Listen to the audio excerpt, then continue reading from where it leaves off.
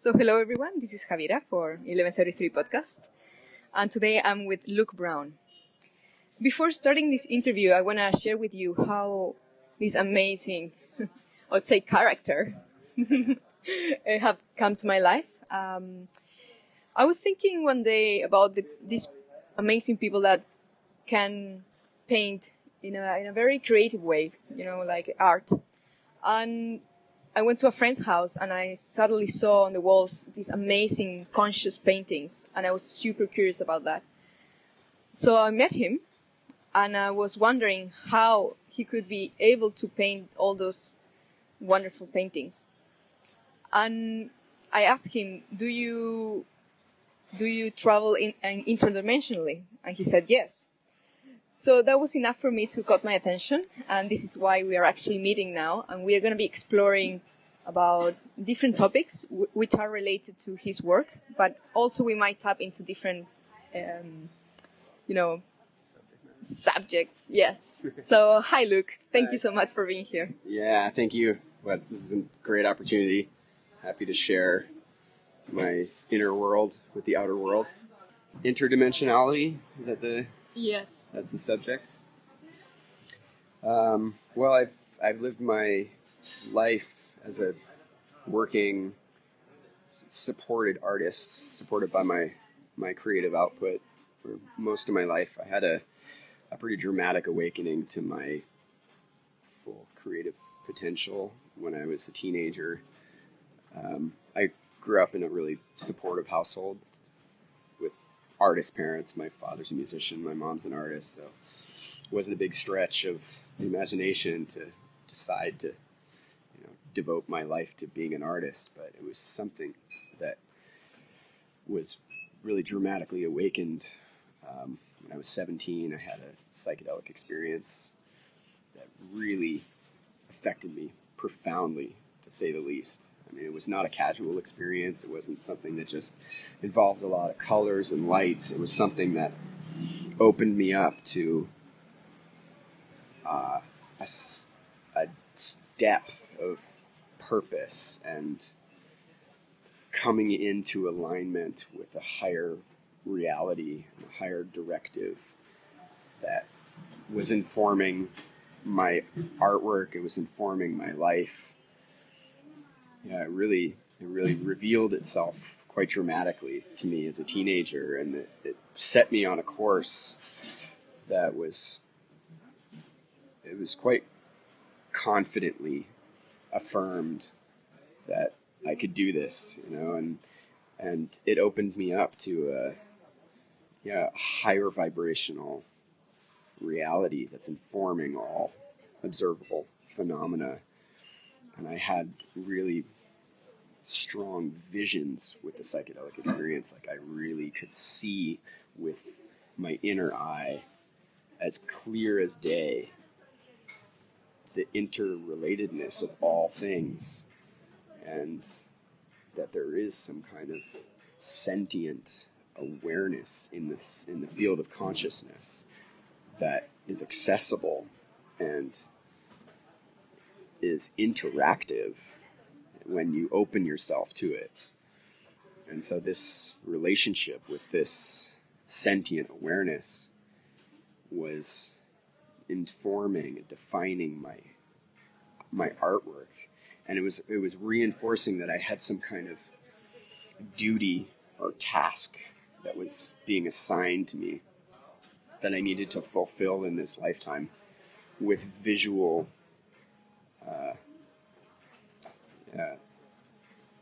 representation of this experience. And yeah, it's been a really magical journey, and it's my art has been a spiritual journey more than anything. Just being witness to a process that is being guided by something greater than myself, and I've just been compelled to be a conduit for it. And I haven't always known what's going to come through or what the meaning of it is behind it, but there's always something that's, like a bigger dimension of spirit that's that's coming through in the artwork, and it's also affirmed by other people that witness this artwork too, that have similar experiences that I do. And yeah, it's high magic. Look, there are many things that are coming to me. I would like to know, when you said, I can do this, what do you mean? And what were the challenges that you were feeling, a little bit of fear there that I can sense? How big is that task? Well, I mean, in the beginning, it was a really exciting thing, especially for a teenager who's, doesn't always have anything, doesn't have things figured out. But to feel this, this life purpose be presented to me, that, I'm here to do this. I'm here to make artwork that, has significance. And yeah, I just started doing artwork that I had never seen come through me before. It just was coming through as if it had always been there and I had forgotten. I think the biggest challenge was just seeing how alienating that experience can be for other people that I was around at the time, that just, there was an obvious transformation going on that was really visible from the outside. And yeah, the challenge of not necessarily having allies around me that really got it or, could figure it out. But that's been a big part of the process through my life too, is just going through that reconciliation with that feeling that there's a higher guidance, and it may not always be relatable to most of the world, but I'm at peace with that because, I have the right to be at peace in my heart with all of this. And just the fact that I do have incredibly powerful allies in my life that have affirmed it over and over is all I need. There's no need to prove myself to anyone or, have my, yeah. But it is nice to have that affirmation that there's a positive effect that's taking place in the world with being on this path. Look, I want to ask you, how does your art change lives? Well, I mean, my experience with psychedelics, entheogenic plants, it's informed my creative process in a big way, and it's something that has affected a lot of people, and it's something that doesn't necessarily have people don't always have a context for what it is they experience, but they know they're experiencing something significant, and they don't have the ability or the skills to convey what that is for themselves. And this is something that has been reflected to me a lot, is feeling like what's being expressed is some kind of commonly experienced state that is significant for people, and when they see it, it's somehow they recognize it, and it's comforting because it's something that was beyond description for them, but they were affected by it. When they see it portrayed, somehow it bridges some gap or makes a link to people. And I can't tell you how many times I've presented my art in different environments that have overtly psychedelic environments, like Burning Man or Boom Festival, places where people are familiar with these experiences and these substances, and how many people have reflected this gratitude because it's something that supported or affirmed that what they experienced was real and had meaning, and that it's like describing the indescribable, and it's not just eye candy or something that just would look good over your couch. It's something that pierces through to something much deeper in the collective psyche that needs to come through. And yeah. Would you say that you feel that you're breaching a new reality into this reality or conscious reality?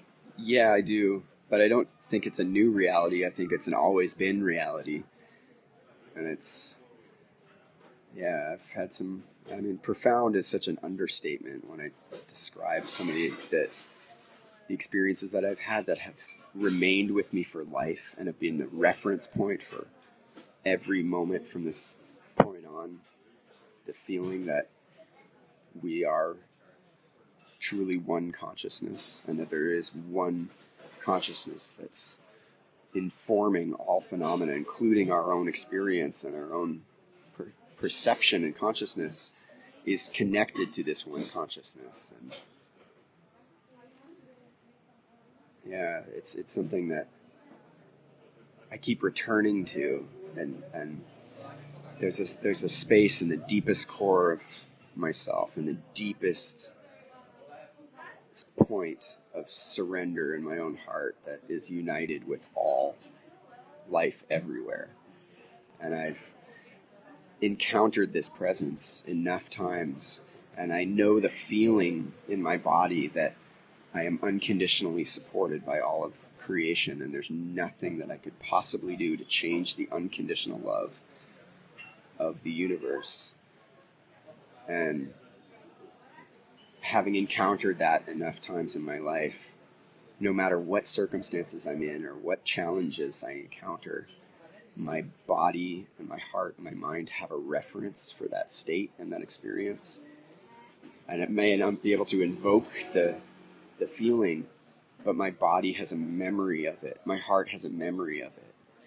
And that's what I can trust in, you know, that I'm here for a greater purpose, that I have the right to be at peace, that I have the right to, you know, be on a journey of significance and love, a full life, you know, and that I'm not some random anomaly in the collective experience, but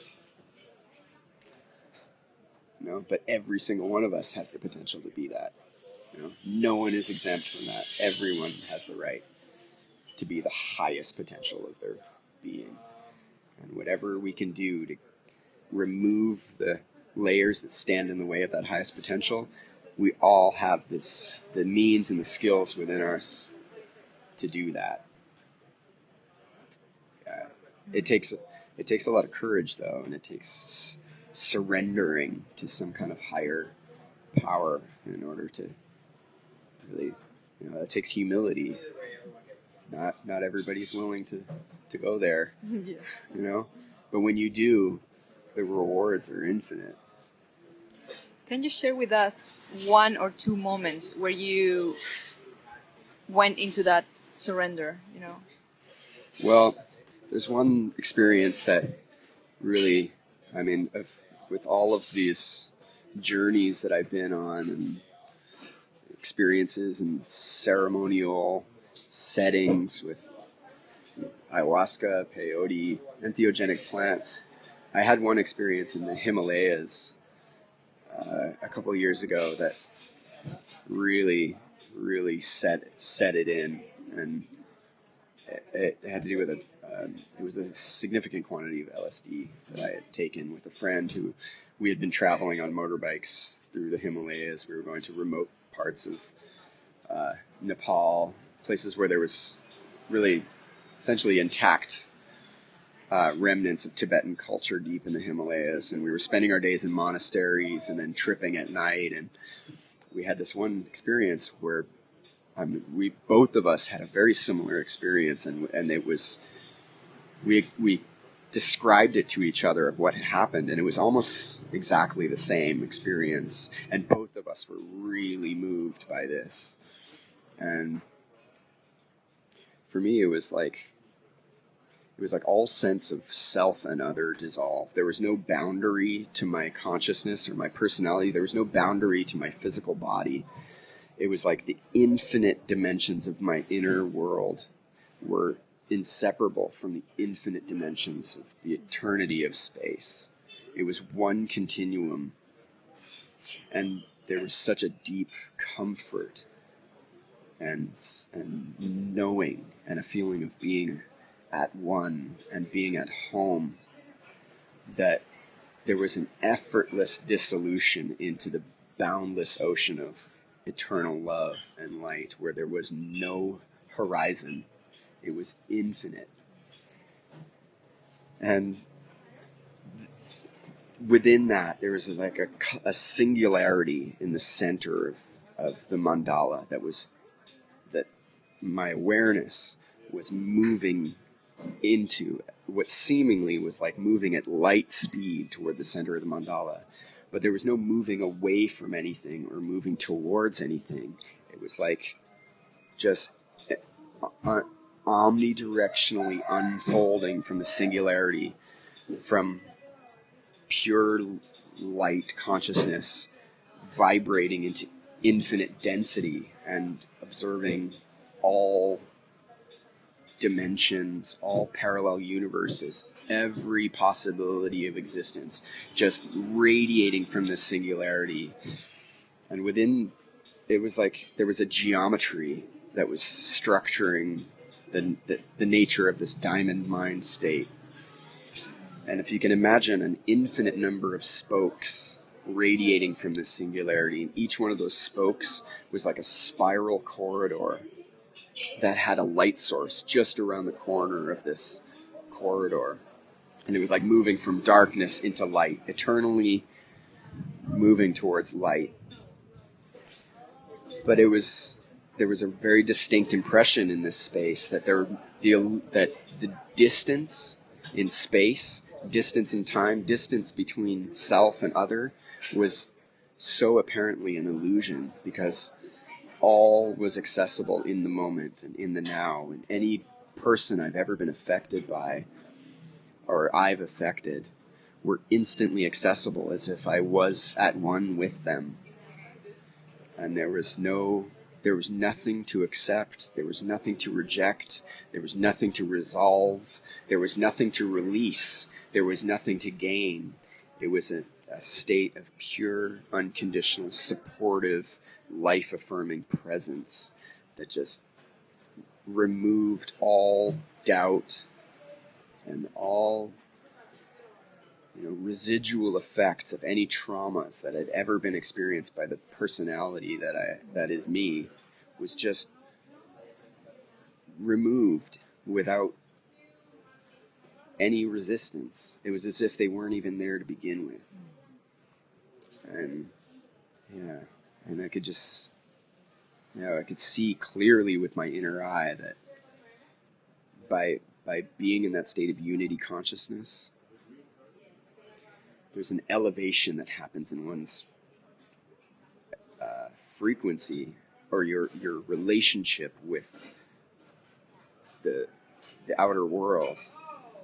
It was like an upgrade in my ability of my dreaming process, or my ability to experience synchronicity, because synchronicity in that state is the norm.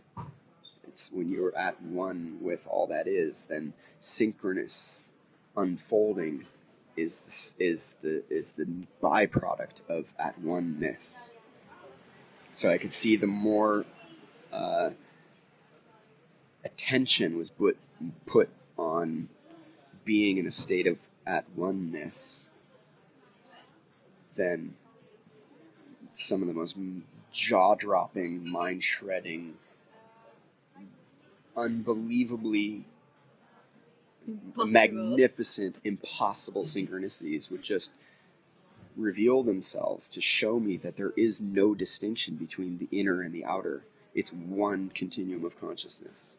So when I'm riding my motorbike and I'm listening to music on my headphones and I'm listening to a song and I'm singing it loud as I can sing it while I'm cruising down the road, and then I turn a corner and then I'm at a traffic light and the same lyric is written on the back of a truck in front of me. And when you're having experiences like that over and over and over with that much significance and that much deeply personal relationship with my own inner process, what other rational outcome can my mind put on experiences like that, other than knowing that my inner world and my outer world are the same?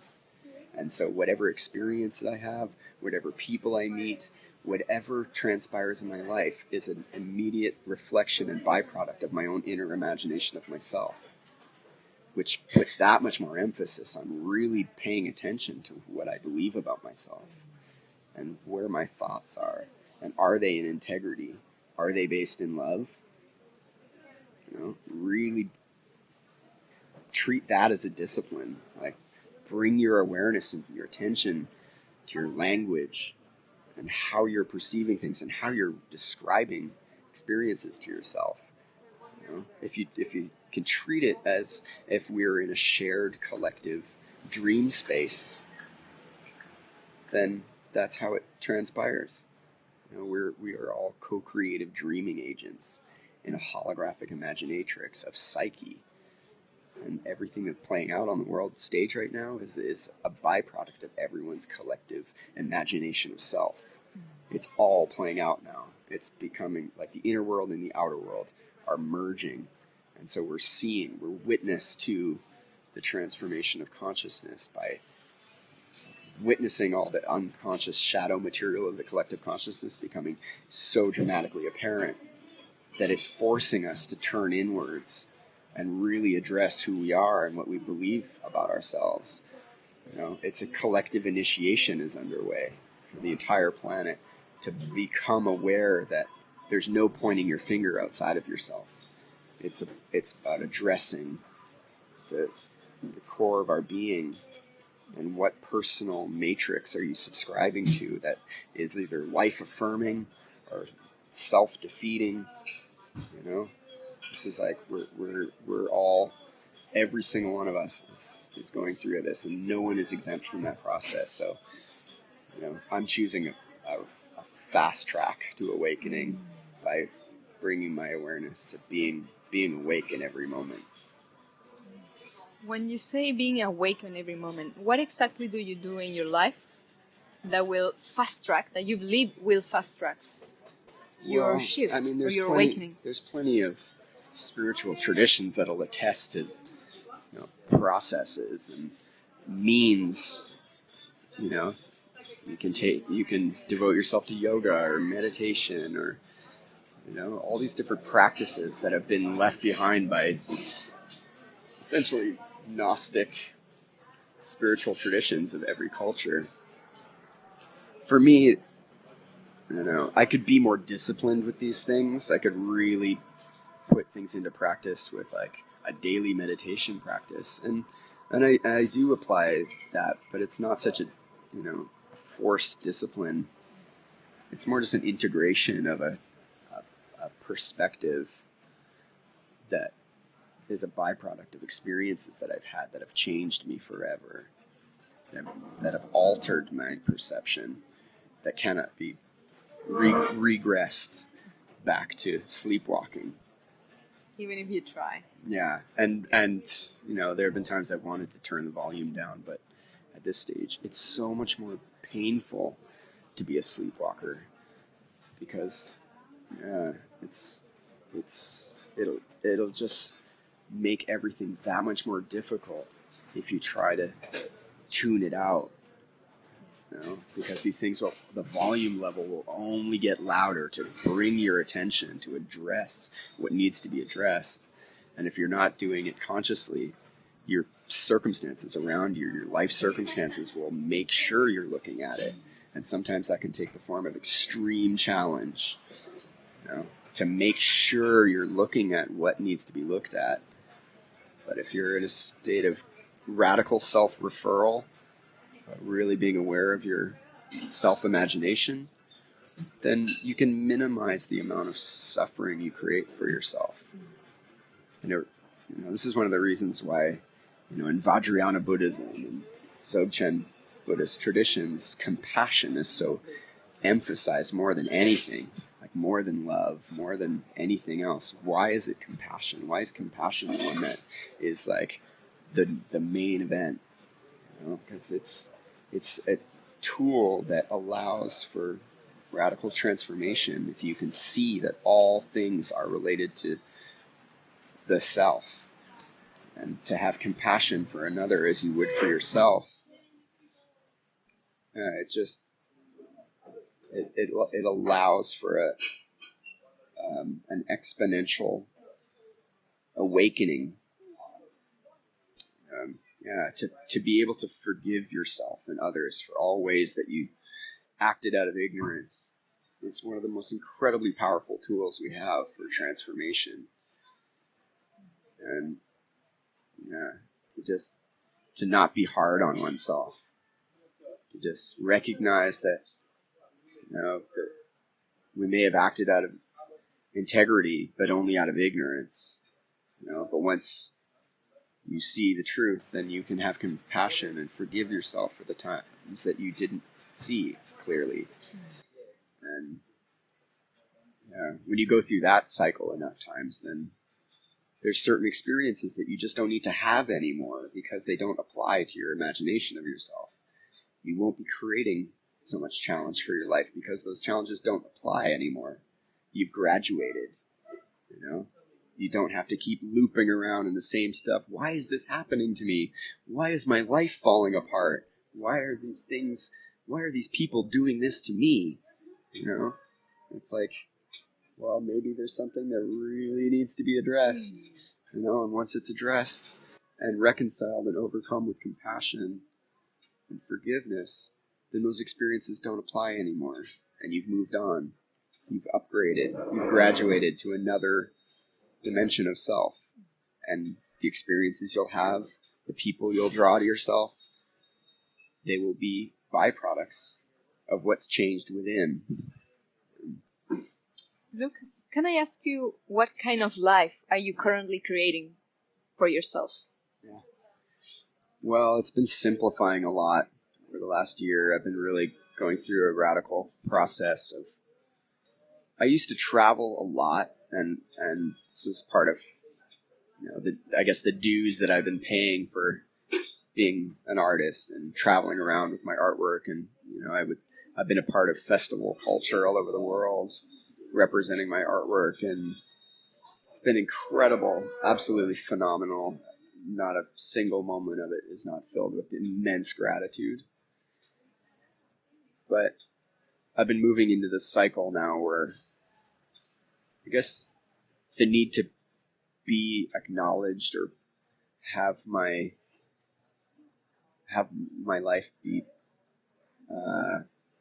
approved by anyone, or have my confidence be boosted by other people's approval of what I do with my artwork has been really minimizing. And so I've been feeling less compulsion to just be moving around constantly and promoting myself and traveling and being a part of these things. I still get the same invitations, but yeah, it's been an interesting process this year of just feeling so much happier with just like a handful of friends in the countryside than some massive festival with hundreds of friends, And yeah, it's just been a part of my personal process lately. Just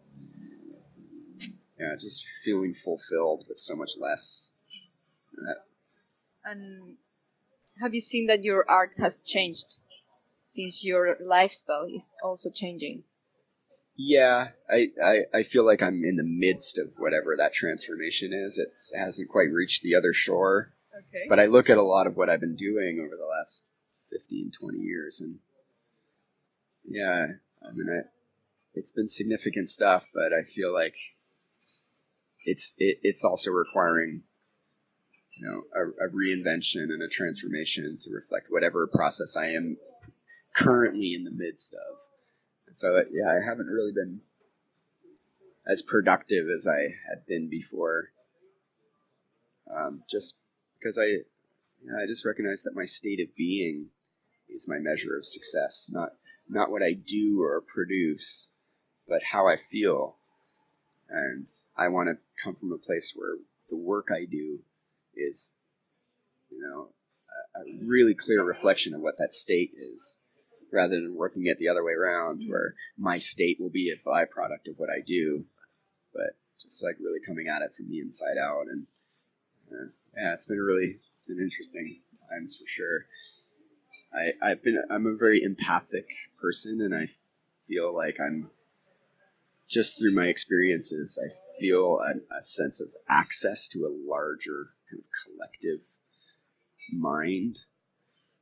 And my art has been a reflection of that, but sometimes it can be a bit overwhelming, and it requires me to really live a life that kind of caters to cultivating a refinement so that I don't get, I'm not trying to plug into too many channels at once, because it's kind of like trying to pull the ocean through a pinhole, and it can be really overwhelming. And I do feel the collective transformation of the planet, and it's really, there's a massive shakeup going on, and the energy that moves through me is a reflection of that. And it requires me to really strip a lot of layers away so that I'm not lost in the details, but I can just let it pass through unobstructed without judgment for it, or not letting it translate as anxiety, but just see it as just occasional, turbulence in the collective field that just moves through my nervous system. And if I didn't have a context for that, then I would potentially be a really nervous person. I'd be really anxious, because it's like, what is this? I just feel crazy today. But instead, if I just surrender to it and allow it to just move through and treat it as a transpersonal experience, then it's like we can be conduits for change. We can be tuning forks for the collective by being a type of, create a sympathetic resonance that just harmonizes the field and creates a state of harmonic coherence that benefits the field around us. It really has no boundary. The more unity conscious state you can cultivate, the more of an effect you have on the collective. If you feel you're separate and that, your actions have no effect to yourself, that's where karma is accumulated. But, the higher the calibration of unity consciousness, the more of an effect you have on the collective. So the more I can just surrender to that and let go and be transpersonal with this process, I feel the more of an effect I personally can have on the collective transformation by just letting love be, not claim ownership of it, but just, be a unobstructed flowing river that just moves and goes where it needs to be of benefit and service to others. Yeah. Look, do you ever feel overwhelmed by these inner changes or collective transformation, and how do you deal with that? Yeah, absolutely I do. Yeah, I mean, this has been a big part of my process over the last 20 years, is just catering my life to it, because it's such a predominant part of my experience that I have to, otherwise I would lose the plot. I'd be a crazy person. This is all about living a life that just deepens my relationship to this and creates a higher dimensional context for what this experience is. And it's been an amazing thing to just witness my life be directed towards certain places and people and things that just fill the story and be just magically magnetized to people that are immersed in, like, hermetic magical traditions, or meet people that are recognized reincarnated Rinpoches from Tibet that have been brought back to be retrained, and people that are working with free energy technology based on plugging into the infinite plenum field of boundless luminosity. People like this that are just like creating a context that we are infinitely more than we think we are. But for me, I recognize that meeting these kinds of characters in my life is a direct byproduct of my own imagination of myself. So, yeah, and this is one of the reasons why I've chose to live in Bali, is because of this place is really accommodating to the state that I need to be in. And there's a lot of people that come here to this place that know what that is, and that I can relate to. Like I spend time in Europe, I spend time in England, I spend time in the United States, I spend time in everywhere. But there's something about this place where it feels like the collective consciousness, the psychic field, is not as dense. It's a bit looser. And I don't have a fight or flight state here. And I recognize that. I do when I go to the States. There's like a collective field of fight or flight syndrome that just is so loud to me that it requires that much more effort and energy to pay attention to that so that I'm not succumbing to the collective mind. Whereas here it doesn't even come into phase, not nearly as much. And so it's been an opportunity to really refine myself and really cultivate it so that I'm not overwhelmed, or minimize the overwhelmingness. But it's also about just treating every part of my life like a discipline. Treat my artwork as a discipline. It's my, any type of spiritual practice must be continually maintained because the illusion that we're embedded in is so convincingly real that we can easily lose sight of it and succumb to the illusory nature. So it requires a daily reference of awareness that, I do get overwhelmed sometimes. What I'm hearing from you, and also something that I've talked with other people, is that so many out there feel alone in this shift, like overwhelmed, they don't know what they're going through. Is there anything that you feel you would like to share with those people? Many of them are just island in the midst of a collective consciousness that are super asleep, and they have chosen that to be ripples of consciousness, but they are still alone. Yeah. Well, I can relate to that. I do go through that feeling sometimes. But then, I don't want to sound cold, but I feel like every one of us is perfectly at our designated state of evolutionary progress. Who's to say that my experience is better or worse than anyone else's?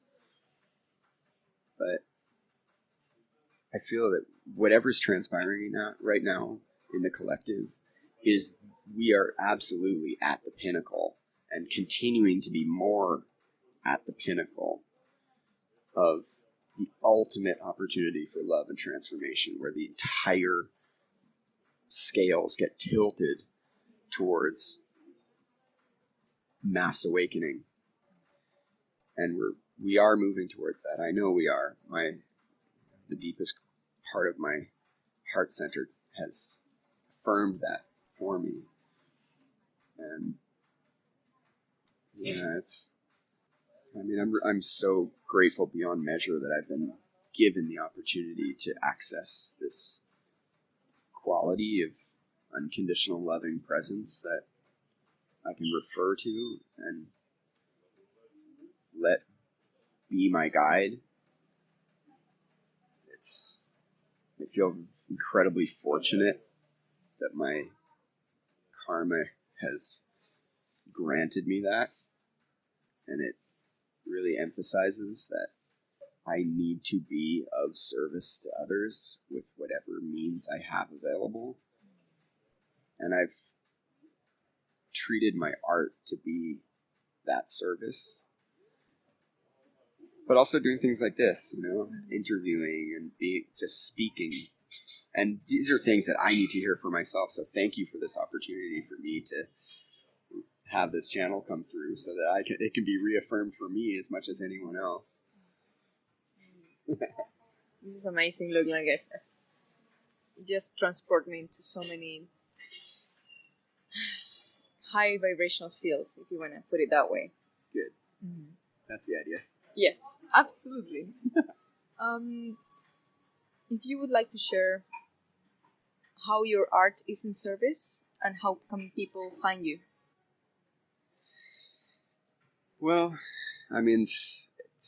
this whole process really has been a total mystery to me. But I've had this story unfolding throughout my life, a type of kind of mystical mythos that has been unfolding. The more I choose to recognize that we're co-creative dreaming agents and that my outer reality reflects my inner. And I've had so many experiences that have just brought me phenomenal synchronous magic that has just blown my mind consistently. And a lot of that is played out through my creative process. You know, especially when I get into my creative state, it's a state of being that I need to get into, and I needed to cater my life to that state. And it's very much like channeling, because there's very little really active conscious decision making going on. It's just happening, and I'm witness to it happening. Right. And some of the greatest creations have come from just surrendering to a process where I'm as amazed as anyone else. And from those creations is where I've witnessed the most effect on people. So some artworks that don't necessarily have really apparent subject matter, or, you know, it's not so literal, but for me there's something really significant and magical going on in the process that's unveiling things within myself. And then I'll present these things in these environments, and reflections that I'll receive from people is so identical to my own personal process. So that's what affirms to me that there's some kind of bridge or link being made to some kind of higher dimension or some kind of collective experience, because it's really specific stuff. It's really deeply personal stuff. So that to me is an incredibly high magic, and, you know, is really comforting that we're in a shared lucid dream. So anyway, how to find me? My website is currently being redesigned, so hopefully that'll soon be online. But yeah, my Instagram is where I've been updating most of my latest stuff and documenting my life. So Luke_Brown_ spectral eyes, EYES, spectral eyes. Yeah. And your future website? Spectralize.com. Perfect. Yeah. Look, I'm looking forward to a second, interview at some point, if we happen to be able to do that, so we can explore so many other topics. Yeah, I'm totally down with that. Yeah, because you tap into so many different concepts that I'm thrilled. Yeah. You talk about the collective, you talk about vibration, states of being, reaching different realities, the construct of reality. So I would encourage our listeners to keep an eye on what's coming. Yeah. The way in is the way out.